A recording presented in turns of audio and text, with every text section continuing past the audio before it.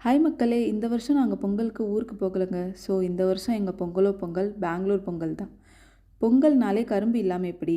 அதான் கரும்பு வாங்கிட்டு வெளியில சுத்தலான்னு ஹஸ்பண்ட கூப்பிட்டுட்டு கிளம்பி வந்த பிளேஸ் தான் பெங்களூர்ல இருக்க ஏசிஎஸ் லேஅவுட். சும்மா சொல்லக்கூடாது. ஏரியாக்குள்ள வந்த உடனே தான் ஃபெஸ்டிவ் மூடே ஸ்டார்ட் ஆச்சு. நெறைய ஷாப்ஸ் ஓப்பன்ல இருந்துச்சுங்க. பூக்கடை, பழக்கடை எல்லாமே போயிட்டு பர்ச்சேஸ முடிச்சுட்டு வரப்போ தான் இந்த காத்தாடி கடைய பார்த்தோம். இங்கே பொங்கலை மக்கர் சங்கராந்தின்னு செலிப்ரேட் பண்ணுறாங்கங்க. இந்த மக்கர் சங்கராந்தி செலிப்ரேஷன்னாலே காத்தாடி விடுவாங்க போல். இந்த விஷயம் எங்களுக்கு தெரியாது. இதை பார்த்த உடனே சைல்ட்ஹுட் மெமரிஸ் தாங்க ஞாபகம் வந்துச்சு. சின்ன வயசில் நீங்களும் காத்தாடி விட்டுருக்கீங்களா? கமெண்ட்டில் சொல்லிட்டு போங்க. நாங்கள் இறங்கி போய் விலை கேட்டோம், ஆனால் எதுவும் பட்ஜெட்டுக்கு செட் ஆகலை. ஆனால் இங்கே நிறைய காத்தாடி வச்சுருந்தாங்க.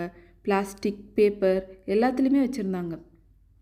ஸ்டார்டிங் 20 ருப்பீஸ்லேருந்தே அவைலபிளாக இருந்துச்சு.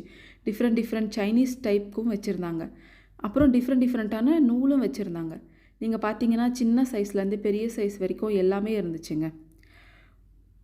சும்மா வேடிக்கை மட்டும் பார்த்துட்டு கிளம்பிட்டோம். அப்படியே 2 ஷவர்மாவை பிக்கப் பண்ணிவிட்டு வீட்டுக்கு வந்துட்டோம்.